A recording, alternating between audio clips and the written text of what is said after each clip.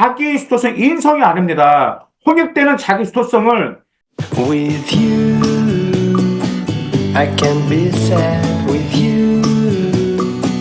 Just take my hand and fly up through the dreams. 안녕하세요. 맘때입니다. 오늘은 정말 핫한 대학로 거리 하시면 홍익대가 떠오르시죠? 자, 2025학년도 홍익대. 자, 서류평가는 어떻게 하고, 그 다음에 어떤 입시 전형들이 있는 건지, 자, 그 점에 대해서 말씀드릴까 해서 이렇게 방송으로 찾아뵙게 되었습니다. 자, 홍익대. 먼저 거기 서울 캠퍼스하고 세종 캠퍼스가 있는 거 아마 잘 아실 겁니다. 자, 학교장 추천 전형으로는 서울 캠퍼스 같은 경우는 308명을 모집하고 있고요.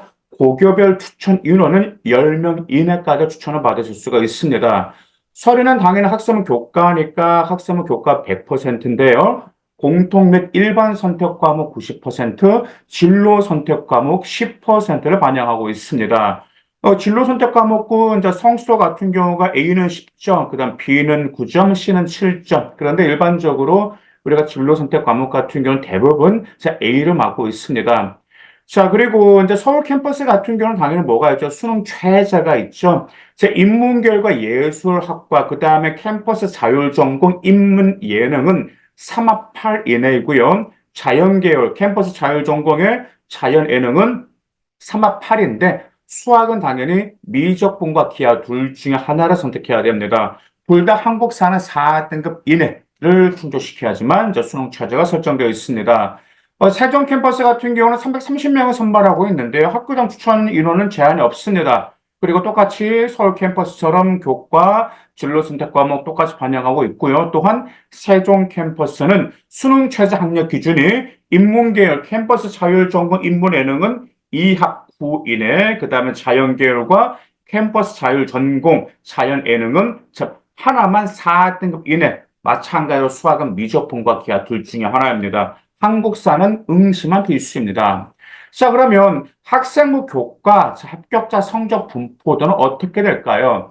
자, 서울 캠퍼스 같은 경우 인문계열 같은 경우가 1등급 후반에서 2등급 초반에 형성이 되어 있고, 그 다음에 자연계열은 1등급 후반에서 2등급 초반까지 형성이 되어 있습니다. 세종 캠퍼스 같은 경우는 인문계열이 2등급 후반에서 4등급 초반까지 형성되어 있고요. 자연계열은 3등급 초반에서 4등급 후반까지 형성되어 있습니다. 자, 그러면 학종. 대표적으로 우리 홍익대를 학생부 교과로 지원한 학생도 있지만은 학종으로 그만큼 많이 지원했고요. 자, 매년 작년에도 마찬가지로 학종으로 홍익대로 올려서 합격한 케이스가 있습니다. 자, 먼저 근데 이제 우리가 홍익대가 학생부 종합에 보시면 그 모집 인원이 690명인데 세월 캠퍼스가 467명, 세종 캠퍼스가 223명을 선발하고 있는데 아시다시피 홍익대 학종은 면접이 없다라는 점을 잘 아실 거예요. 그러다 보니까 서류평가 100%인데 이 서류를 어떻게 갖춰야 되는 건지, 그리고 홍익대는 어떤 학생을 선호하는지를 좀 약간 좀 모르신 분들이 많습니다. 조금 이따가 그좀 확실히 제가 설명해 드릴게요. 대신 홍익대 같은 경우는 학종이 면접이 없는 대신에 무엇이 있죠? 네, 맞습니다. 네, 서울 캠퍼스는 수능 최저가 있다라는 점이, 당연히 세종 캠퍼스는 수능 최저가 없습니다. 서울 캠퍼스가 인문계열과 예술학과, 그다음 캠퍼스 자율전공 인문예능이 3합 8 이내이고요. 자연계열과 캠퍼스 자율전공 자연예능도 3합 8 이내인데, 자, 수학은 미적분과 기하 둘 중에 하나 선택하셔야 되고요. 한국사는 4등급 이내가 되어야 됩니다. 자, 그 다음 미술 우수자 전형 같은 경우도 서울 캠퍼스 289명, 세종 캠퍼스 181명인데, 1단계 세별적으로 학생부 교과 20%, 서류 80%를 평가하고 나서 2단계에서 면접이 60%를 차지하고 있다는 점 잘 아실 겁니다. 자, 평가 자료는 학교생활 기록부하고 미술 활동 보고서, 아마 우리 거기 이 미술 계열이라든지 미술 우수자 전형이라든지 이쪽 예체능 쪽 같은 경우, 미술 쪽 같은 경우는 아마 미술 활동 보고서 여러분들 좀 작성 잘 하시고 계시죠? 그래가지고 뭐뭐 활동했다는 거 잘 하시는데, 활동도 중요한 거지만 그만큼 여러분들의 역량을 좀 제대로 반영되어 있는지 좀 평가하시기 바라겠습니다. 자, 면접평가에서는 이제 제출서의 진실성이라든지 뭐 미술 관련 소양이라든지 창의성과 표현 능력 등을 종합적으로 평가하고 있습니다. 서울 캠퍼스 미술우수자는 당연히 수능 최저가 있겠죠. 말 그대로 3합 9등급 이내, 그 다음에 한국사는 4등급 이내로 설정되어 있습니다. 자, 그러면 홍익대 면접도 없고 자기소개서도 없고 단지 생활기록부 하나로만 홍익대를 합격해야 된다라면 과연 홍익대는 서류평가를 어떻게 하고 어디에서 변별력이 발생할 것인지 그 점을 여러분들 오늘 명확히 좀 구분을 지켜봐야겠습니다. 먼저 서류평가는 학업 능력 25%, 전공 영역 30%, 발전 가능성 30%, 인성 15%입니다. 네, 말 그대로 전공 역량과 발전 가능성 무려 60%이기 때문에 여기서 변별력이 발생한다는 부분 여러분들도 감을 잡으실 거예요. 먼저 학업 역량은 무엇을 평가할까요? 학업 역량은 홍익대는 마찬가지로 다른 대학교와 마찬가지로 학업 성취도, 교과 성적 추이, 학업 태도와 학업 의지를 평가하고 있습니다. 자, 그러면 전공 역량 30% 어떻게 평가할까요? 자, 인문계열, 자연계열, 예술학과 여기 전공 역량은 여러분들 지원학과 다 틀려집니다.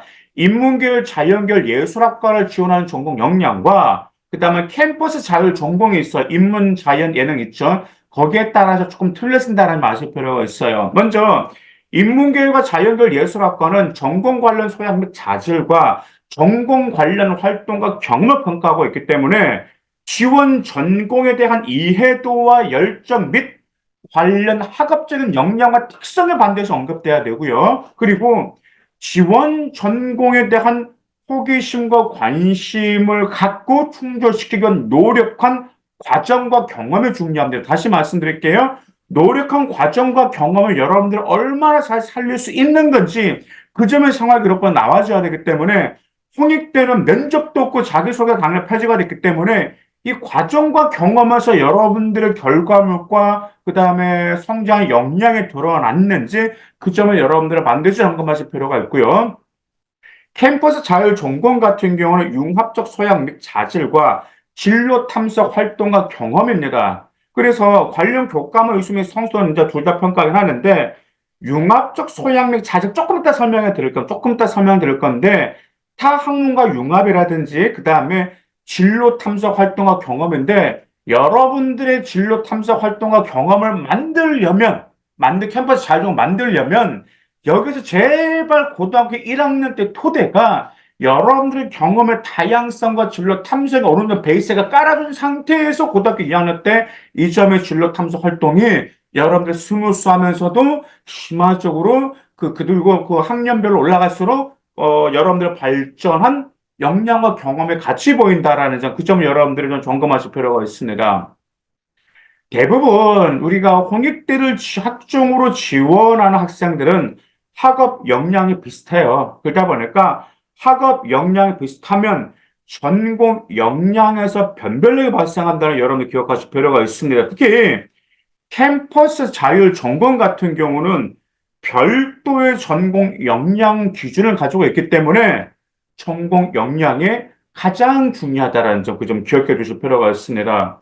그리고 전공 역량은요, 당연히 창체 활동이나 과세 특기도 평가하지만 행동 특성 및 종합 의견에서 평가하고 있어요. 그렇기 때문에 여러분들의 행특은 여러분이 참작할 수는 없어요.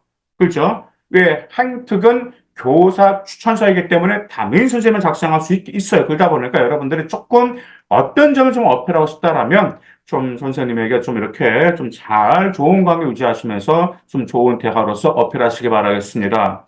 자, 그 다음에 30% 발전 가능성. 발전 가능성 세 가지인데 자기주도성, 리더십 및 소통 능력, 활동의 참여도 및 열정인데 특히 자기주도성입니다.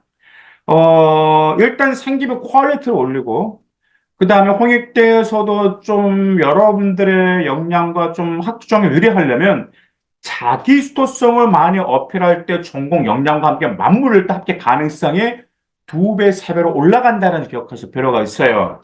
일단 자기 수도성이라는 것은 액면가로 그냥 이렇게 우리가 해석하다 보면은 스스로 목표를 설정하고 전략을 선택하고 계획을 수립하고 실행하는 태도 이거 하나하나만 다 생기면 퀄리티는 올라가요. 호기심을 가졌어.